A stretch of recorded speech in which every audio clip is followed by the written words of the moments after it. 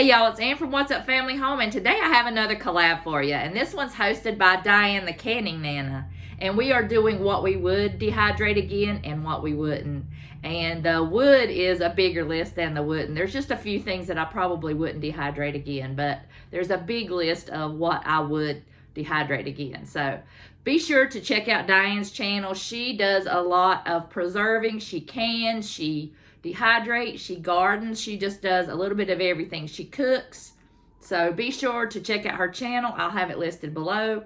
And there's some more rock stars in this collab. So I hope you'll check out the playlist. Make sure you watch all the videos because you will get some great ideas about preserving your food and about dehydrating. And it's very important to get your food dehydrated and canned this year, especially with the shortages around now, and it's probably going to get worse. So I'm going to make sure I grow a lot of food and can and dehydrate a lot of food.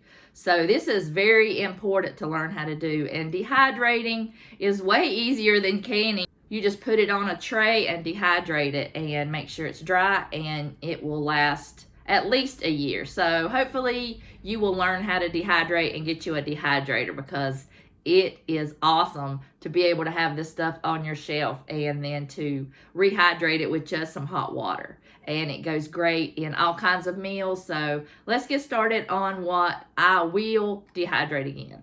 So potatoes are one of my favorite things to eat, and they're one of my favorite things to dehydrate. And these are beautiful in the jar, and they're almost a year old and they're still good. I just used it in a recipe the other day, and I will have that what's for dinner linked below so you can see how I made it with dehydrated potatoes.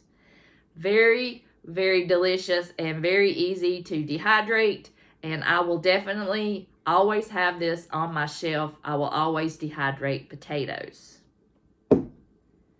Peppers. I love dehydrated peppers. And those are beautiful in the jar as well. You can slice them into rings like I did, or you can do them into strips, or I also have some green peppers here that are just chopped up small. You could always make a powder with these and add them to soups, spaghetti sauce, pizza sauce. It's delicious. Chili. These go amazing in some chili too. And you can also have one jar for just whole and one jar that you can grind up, or just go ahead and make the powder. But I like to just keep it on hand. That way I have both. I will definitely dehydrate peppers. And I had a lot of peppers in my garden last year, so I dehydrated a lot. All right, tomatoes.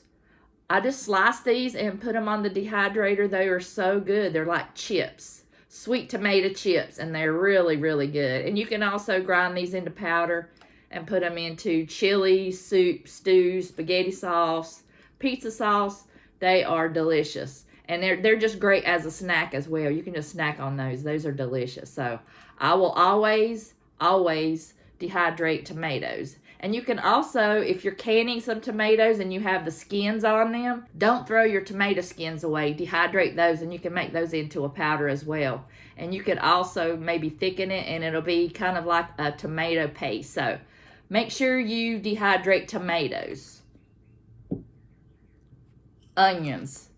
Onions and potatoes, I think, are my favorite things. If I just had onions and potatoes, I could probably be happy with eating nothing else. But I love to dehydrate onions. They're very easy to rehydrate, and they go great in soups and stews and chilies. Everything, all this stuff goes great in all these things. Sauces, chilies, stews.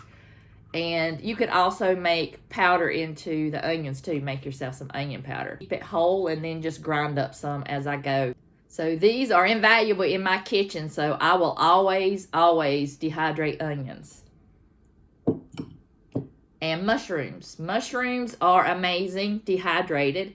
And you know, they do not stay good in your refrigerator very long. I always have to put mine in the compost pile. So I'm like, why don't you just dehydrate them? And so that's what I do. I'll dehydrate those. They go great in pizza sauce, spaghetti sauce. You can rehydrate them and put them on your pizza.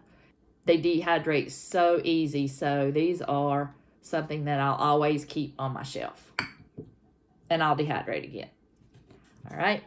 These are pickled jalapenos.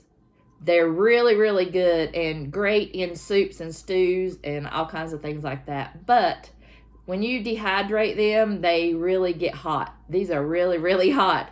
I put it in some chili and it was hot. So just make sure you know that if you put that in something, it's going to be hot. And I'm a wimp when it comes to heat, but it was still really good. And I will dehydrate these again. And my husband wanted to put them in some sausage, like some deer sausage. So that's why I dehydrated these, and we really enjoyed them. So I will definitely be doing that again. And this is one of my favorites, and this is okra. I did cut it into the rings before, but I like it in the strips, just whole or halved. These are amazing. They're just like chips. Just put some salt and some onion powder on these. These things are amazing. And I will always grow a bunch of okra so I can make these. They are better than chips to me. I like them just as good or even better. So I will always dehydrate okra. So that's just some of my favorites right there. And I've got a list because I don't have them in front of me. I don't have any of the things that I wouldn't dehydrate again. So I wrote it down on a list because I know me that I would just go blank and not remember what I needed to tell you. So I wrote it down. So grapes, I would not dehydrate grapes again. I think raisins taste better from the store than they did dehydrated at home. So I probably would not dehydrate grapes again. And skin on apples, I didn't like the skin on apples, but I like the ones that didn't have the skin on them, so I would not dehydrate apples with skins on them. Raspberries were not that great. They kind of tasted like dust after you get it dry enough. There wasn't any flavor for me, so I probably would not dehydrate raspberries again. And my last one is hash browns. This was a terrifying experience for me. I don't think I'd been dehydrating that long, and I dehydrated some of those hash browns from Walmart. They were like the little cubes, and they had peppers and onions, which, you know, I love peppers and onions. And I dehydrated a big bag, put it in a big jar, and I put it out in the garage when I had all my canned foods out there. And I passed it a couple months later, and I was like, what is that jar? It's green. And I looked in there, and it was totally green. I don't know what I did. I guess maybe I didn't dry it enough, but it scarred me for life. So I don't know. I might try it again, but it's kind of scary. So be sure you get your food dry when you dehydrate it, because that was terrible, especially having to dump it out. It made me sick. But those are the only things that I know I would probably not dehydrate again. But plenty that I would, and I cannot wait to get my garden started and get some things dehydrated again. I love having this on my shelf. It makes making breakfast, lunch, and dinner so much easier if you have this on your shelf. Combined with your canned foods, I mean, it's just amazing what you can do to preserve your food. And I hope if you don't know how to preserve any of your food, I hope you'll start, because it's getting serious out there. So I want to grow and preserve as much food as I can. I hope you'll like and subscribe and hit that notification bell, so that way anytime I post a video, you will be notified. So I hope you enjoyed it, and I love spending time talking about canning and preserving foods. It is just an amazing thing to learn. So I'll see you guys in the next video.